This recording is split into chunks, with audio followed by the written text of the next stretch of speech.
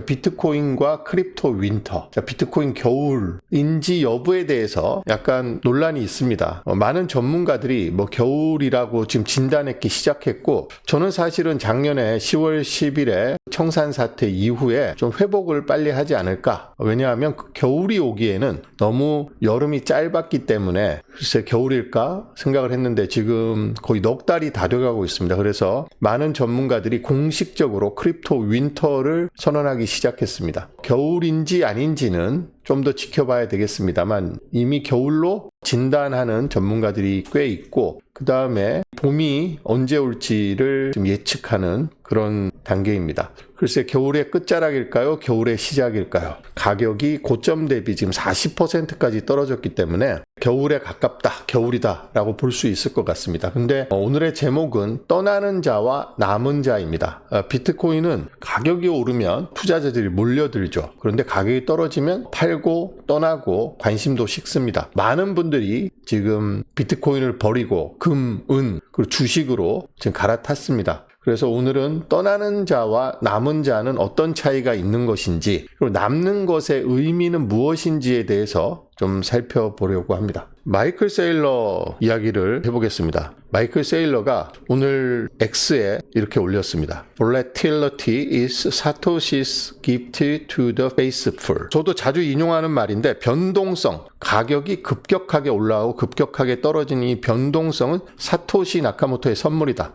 왜냐하면 계속해서 오르면 할인해서 살 수 있는 기회가 없는데, 이 가격이 한 번씩 출렁거려 주면서 할인된 가격에 살 수 있는 기회를 준다 라고 해서, 그리고 MBRB가 좁혀지죠. 마켓 밸류하고 리얼라이즈 밸류가 좁혀지면서 비트코인이 단단해집니다. 그래서 이 변동성은 사토시 나카모토의 선물이다, 이렇게 이야기를 하죠. 그래서 이 게시물을 오늘 올렸는데, 마이클 세일러는 비트코인이 2046년까지 2100만 달러에 도달할 것이다 라고 전망을 했죠. 아주 구체적인 전망을 했는데, 이름이 널리 알려진 사람 중에 가장 먼 미래의 가격을 가장 구체적으로 예상한 사람입니다. 이때 뭐라고 이야기했냐면, 비트코인의 연간 변동성은 21%를 향해 수렴할 것이다. 그래서 2046년이 되면 비트코인의 연간 변동성은 21%, 밑에 이 초록색이 S&P 500의 연간 변동성인데, S&P 500하고 별 차이가 없는 변동성으로 수렴할 것이다 라고 이야기를 했습니다. 근데 지금 2026년이잖아요. 그래서 과거 비트코인의 변동성이 97%, 고점 대비 97% 폭락하거나 80% 이상 폭락한 적이 있었죠. 이렇게 큰 변동성을 보이다가 변동성이 점차 줄어들고 있습니다. 그래서 지금 마이클 세일러가 2025년 50%, 2026년은 더 떨어지고 2030년 되면 변동성이 33%로 평균적으로 줄어들 거다, 이렇게 예상을 했는데, 지금 고점 대비 하락이 40% 정도 됐으니까 마이클 세일러 예상하고 비슷하게 지금 맞아떨어지고 있습니다. 올해로 넘어오면서 지금 비트코인이 추가 하락을 해서 고점 대비 마이너스 40% 정도 되고 있습니다. 어쨌든 비트코인의 변동성은 계속해서 줄어들고 있고, 그런 측면에서 봤을 때 과거와 같이 80%, 90% 폭락하는 일은 벌어지지 않을 것이라고 저는 생각을 합니다. 공식적으로 크립토 윈터에 돌입했다 하더라도 지금 크게 더 떨어질 일은 없다, 이렇게 보는 전문가들이 많고, 저도 그런 의견에 동의를 하고 있습니다. 자, 마이클 세일러가 하나 더 올렸습니다. 자, 비트코인의 법칙이라는 게시물을 올렸습니다. 아주 선명하죠. 1번 buy 비트코인, 2번 don't sell the bitcoin. 여기는 더가 없고 여기는 더가 있습니다. 그래서 비트코인을 사서 그 비트코인을 절대로 팔지 말라는 이야기입니다. 이것이 마이클 세일러가 이야기하는 비트코인 투자의 법칙입니다.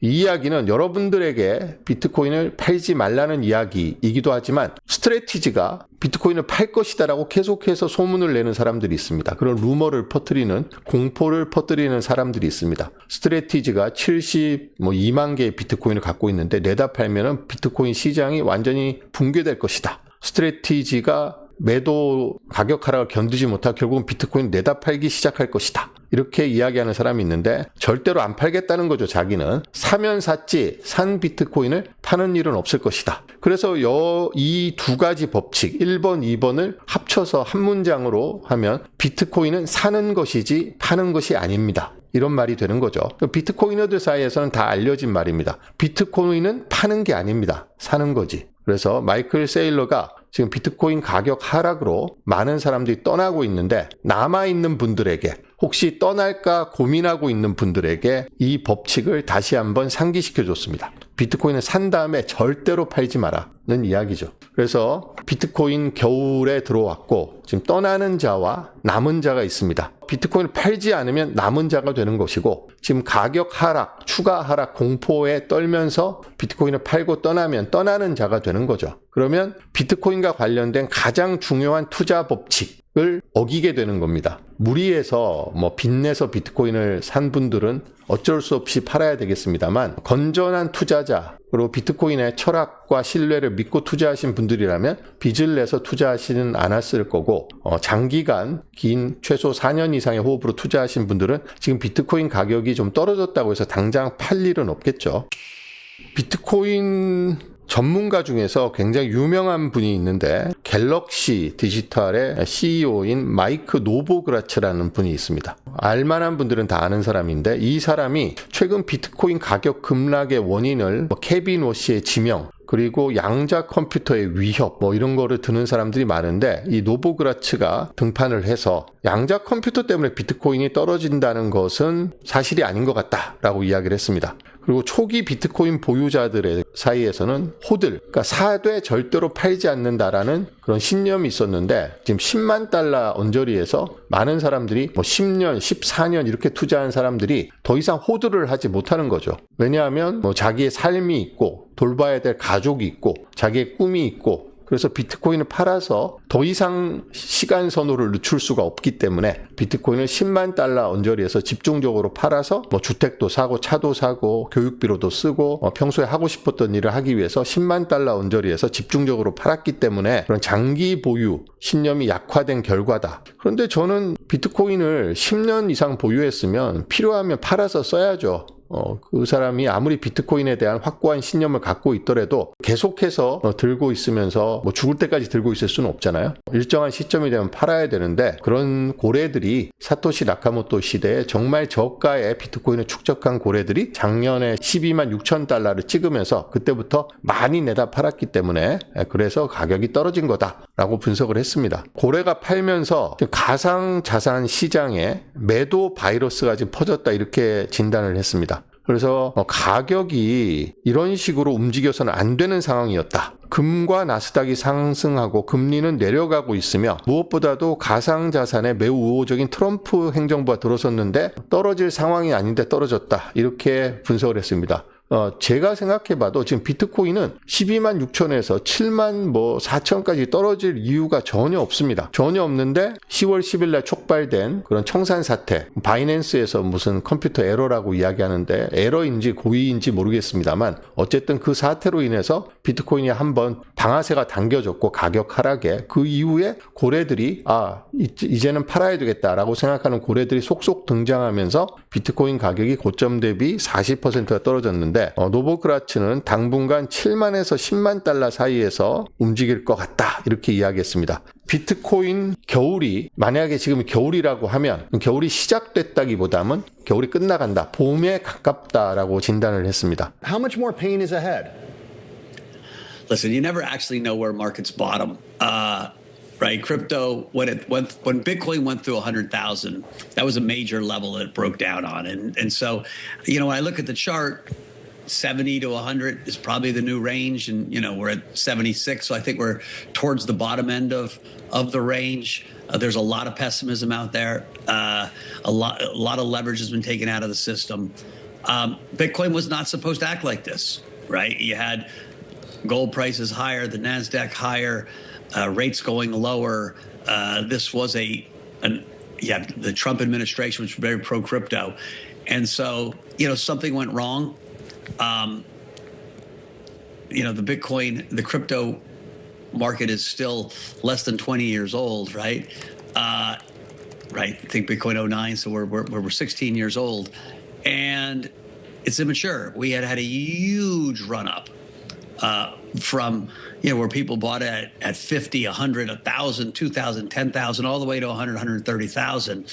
And I think what ended up happening was people finally started taking profits. After we crossed 100, it felt like the community had won. And it was that sigh of relief, like we did it. We created this amazing ecosystem, this amazing asset. And there's been kind of like a seller's virus that got into the market. People blamed it on quantum. I don't think quantum in the long run is really the reason. I think. Are we in a crypto winter right now?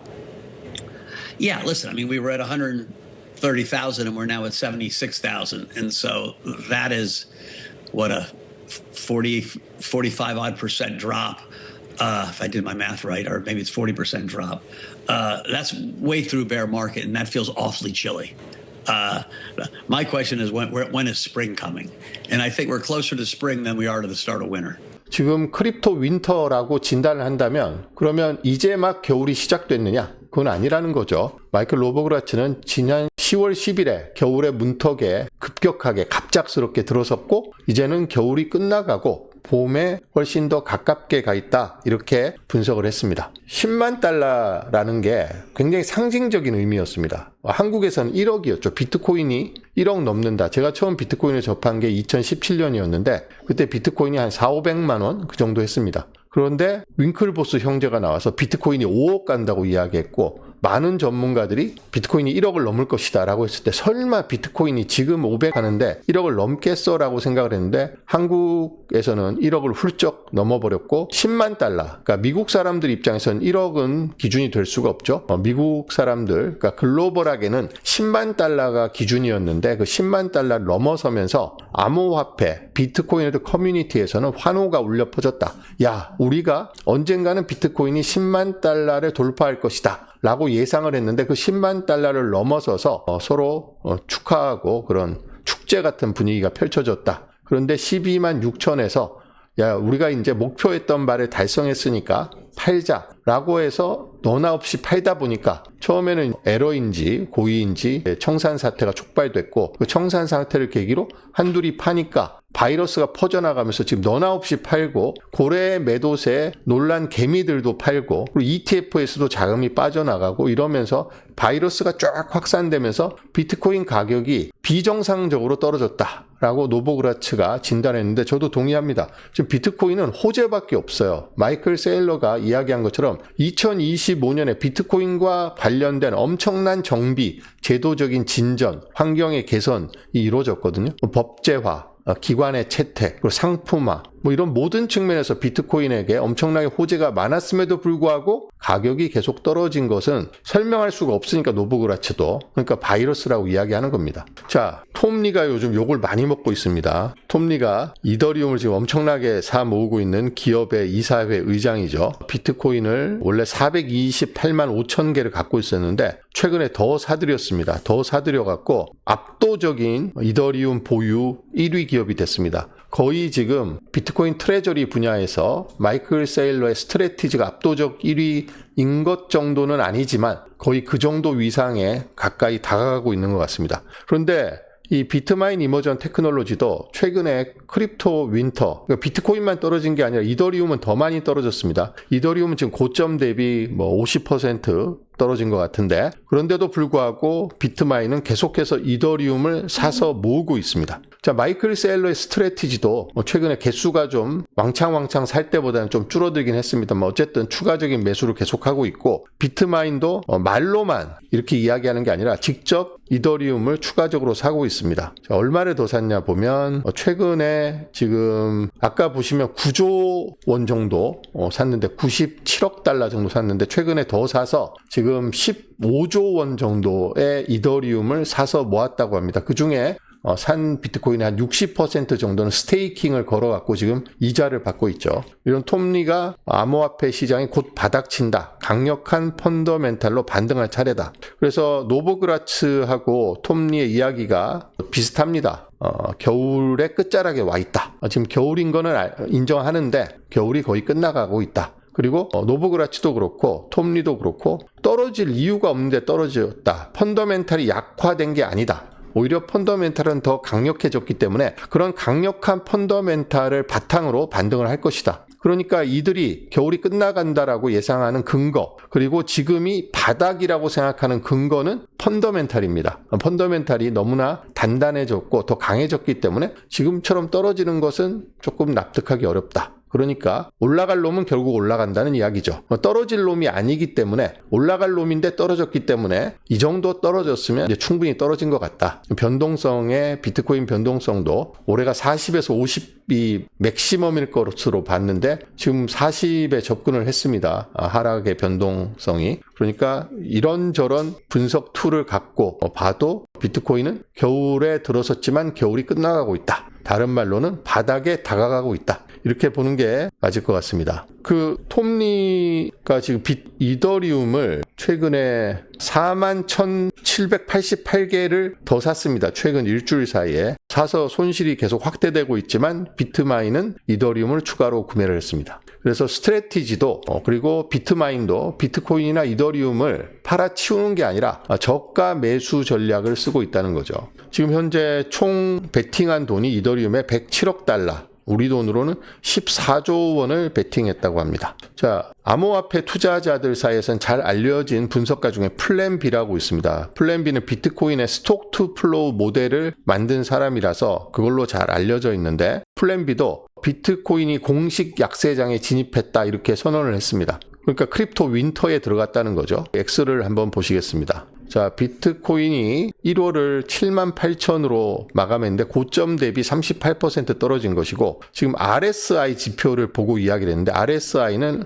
Relative Strength Index, 상대 강도 지수인데 여기서 100에 가까우면 강세장이고 파란색으로 내려오면서 0에 가까우면 약세장인데, 지금 현재 붉은색이 다 거의 사라지고 지금 파란색이 나타났기 때문에 플랜 B는 비트코인 시장에서 크립토 윈터가 공식적으로 시작됐다 라고 진단을 했습니다. 불장이 약해졌고 레드가 없으니까, RSI에서 레드가 보이지 않으니까 강세장은 약해졌지만 약세장이 그렇게 오래 갈 것 같진 않다. Might be shallow라고 이야기했습니다. shallow는 얕다는 뜻이잖아요. 그래서 이번 약세장은 과거처럼 그렇게 혹독하게 추운 겨울이 아니라 대충 이 정도에서 마무리될 것 같다. 하지만 지금 현재 상황을 진단하자면 겨울로 보는 게 맞겠다라는 그런 분석 결과를 내놨습니다. 떠나는 자와 남은 자에 대해서 좀 이야기하기 위해서, 떠나는 자와 남은 자는 차이가 큽니다.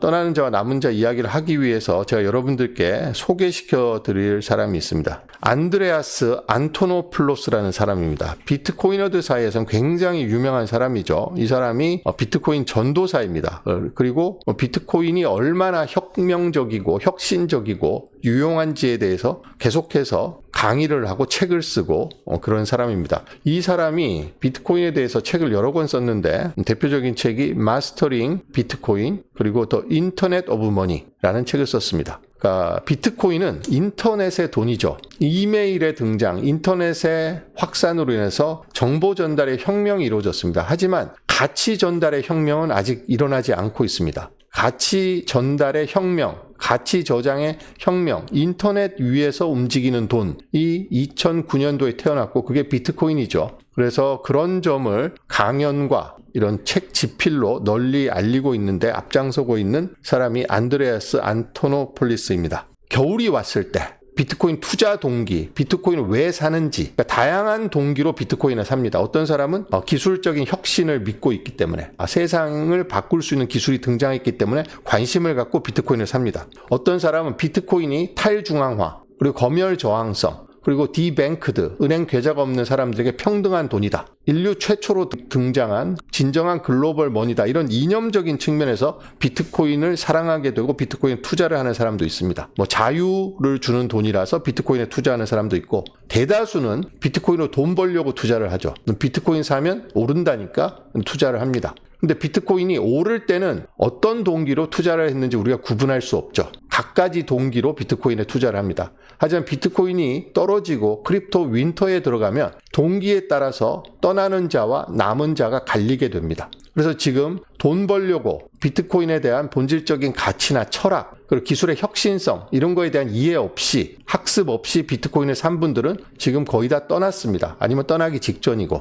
그리고 비트코인에 어떤 대한 철학과 믿음, 비트코인이 변화시킬 우리의 삶 이런 거에 관심을 갖고 비트코인에 투자하신 분들은 남아 있습니다. 단순히 돈을 벌려는 그런 동기, 그 동기가 나쁘다고 할 수는 없죠. 누구나 다 돈을 벌고 싶어 하고, 그래서 다양하게 투자를 하고 자기 재산을 지키고 싶어 하니까 비트코인 투자를 합니다만, 돈을 벌겠다는 그 동기 하나만 갖고 들어온 분들, 비트코인의 본질적인 가치라든지 비트코인의 철학적 의미라든지 비트코인의 검열 저항성, 탈중앙화, 그리고 비트코인이 인터넷 시대에 딱 맞는 그런 돈이라는 기술적인 이해, 가치를 디지털로 전달하는 새로운 커런시라는 거. 머니 오브 인터넷, 머니 오브 에너지, 에너지 위에서 움직이는 돈, 이런 사실에 대한 이해와 믿음이 없는 분들은 지금 비트코인을 비트코인 오른다고 해서 20만 달러 간다고 해서 100만 달러 간다고 해서 샀는데, 비트코인이 10만 달러 아래에서 지금 7만 5천 달러까지 떨어지니까 더 이상 견디지 못하고 팔고 나가는 거죠. 그래서 혹시 돈을 벌겠다는 동기로 들어왔지만 떨어지는 시간에도 뭔가 계속 왜 떨어지지? 이거 팔아야 되나? 이렇게 고민하다 보면 비트코인이 갖고 있는 본질적인 가치를 찾는 분들이 있습니다. 그래서 비트코인에 대한 믿음이 생기면 안 팔고 버티겠죠. 마이클 셀러가 이야기한 비트코인의 법칙, 1번 비트코인을 산다, 2번 산 비트코인을 절대로 팔지 않는다. 이 법칙을 지키기 위해서는 이런 믿음이 필요합니다. 이해가 필요하고. 그래서 안드레아스는 지금 이 시점에서 떠나는 사람과 남는 사람이 그런 식으로 분명하게 구분이 된다, 이렇게 이야기를 하고 있습니다. 그리고 안드레아스는 비트코인 전도사이지만 누가 저 비트코인 사도 되나요? 이렇게 물어보면 절대로 사지 말라고 이야기를 합니다. 왜 그러냐면 사람들이 그렇게 물어볼 때는 비트코인 가격이 막 펌핑돼서 올라갈 때 물어보거든요. 그러니까 절대로 사지 말라고 이야기하고, 대신에 안드레아스는 뭐라고 이야기하냐면 공부를 하라고 이야기합니다. 먼저 관심을 갖고 공부를 해라. 살려고 하지 말고. 안드레아스 안토노폴리스가 비트코인이 왜 가치가 있고 왜 인터넷 오브 머니라고 이야기를 했는지를 설명하는 내용으로 마무리를 하려고 합니다. Bitcoin is internet money. It's a system of money that exists on the internet, was created on the internet, and it allows you to send and receive value the same way you can send and receive an email anywhere in the world, instantaneously, without intermediaries. And that's kind of what you see at first glance. Behind that, it's a whole platform. It is, as the title of the book says, the internet of money. It is a set of protocols that allow you to basically exchange value with other people. But you can do a lot more with it than just that. Most people will use it as a currency. It's basically money that you can transmit from your smartphone to somebody else's smartphone directly, just like cash, but electronic. And the thing about it that's unique is that it's not owned by any corporation, any bank, or any government, just like the web isn't owned by anyone, or email isn't owned by anyone. And there's lots of companies that can send and receive email. There's lots of companies that can set up websites. There's a lot of companies that can set up applications that use Bitcoin. It's really quite interesting what happens when you create a form of money that is truly global. We really don't have forms of money that are truly global. If you even with your very advanced banking system and your access to all of the technology that you have in the American banking system, if you try to send money to some countries, it's almost impossible to do. And I experience this every time I get paid in Bitcoin. I'll go into a conference in Europe, and I'll do one conference with a banking industry and one conference with the Bitcoin community. And the little Bitcoin conference is going to be free to attend. And I don't make any money, but they sometimes cover some of my expenses. And I'll send an invoice. And the banking industry conference will send me a wire transfer. It takes, on average, 4 weeks for me to get it, with several calls to find out where it went, what's going on, why did it get lost. And it takes me on average 15 minutes to get paid in Bitcoin, no matter which country I'm being paid in. This is a cynic in me. Is this because when they take the money and they're transferring it, they're moving it around, and now it's sitting in banks? When banks have money, if they have your money, even if it's just for a few weeks, they have the opportunity to use that money to make more money.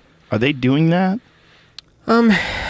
It certainly doesn't. It doesn't hurt to keep it a bit longer. They're doing it primarily because because the system has a series of intermediaries, and each of those intermediaries represent a risk. If one of those intermediaries says, I have the money for Mr. Antonopoulos' wire, and you give that money to Antonopoulos, but the intermediary doesn't give it to you, you're out of money, right? So there's risk. With every intermediary you put in, there's risk, and that's called counterparty risk. Because of the way the banking system is with perhaps 5, 6, 7 intermediaries in a single transfer, that creates a lot of cumulative risk, and they protect with that risk by slowing things down. And that risk doesn't exist in Bitcoin because it's from one party directly to another, no counterparties. That's one of the core principles. 안드레아스 안토노폴로스는 그리스 계통이고 영국에서 살고 있는 비트코인 옹호자, 기술 기업가, 작가입니다. 유니버시티 칼리지 런던을 졸업했고 영국에서 활동하고 있는 기술 기업가인데, 이 사람은 아까 말씀드린 것처럼 여러 권의 책을 저술했습니다. 그리고 세계적인 비트코인 전문가입니다. 안토노폴로스가 비트코인 기술에 관한 최고의 가이드북, 획기적인 저서 비트코인 마스터리라는 책을 출간했고, 인터넷 오브 머니는 비트코인의 존재 이유를 밝히며 아마존의 베스트셀러가 됐고, 후속작인 인터넷 오브 머니 2, 인터넷 오브 머니 3 또한 큰 성공을 거뒀습니다. 그리고 그 뒤에는 이더리움 마스터링이라는 책도 냈습니다. 그래서 전 세계에서 가장 유명한, 가장 잘 나가는 비트코인 작가이자 저자이자 비트코인 교육자이자 비트코인 전도사입니다. 이 안드레아스가 떠나는 자와 남는 자의 의미를 어떻게 우리가 나눌 수 있는지 알려줬는데, 여러분들도 비트코인을 떠나지 마시고 남은 자에 속하길 바라는 마음을 전하면서 마치도록 하겠습니다.